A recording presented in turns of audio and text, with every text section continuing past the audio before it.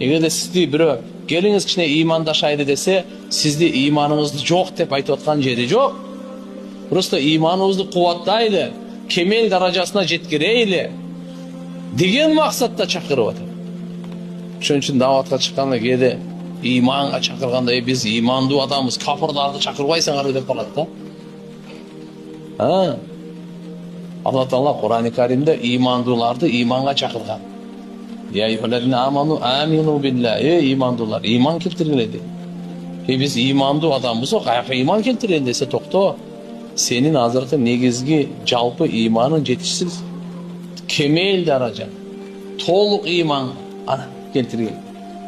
Худди ушундай Абдулла ибн Раваха сахабаларга жолукканда айтат эди. Таал муъмин би раббина саатан. Келиңиз, Роббубузга бир аз ыйман келтирейли депчи.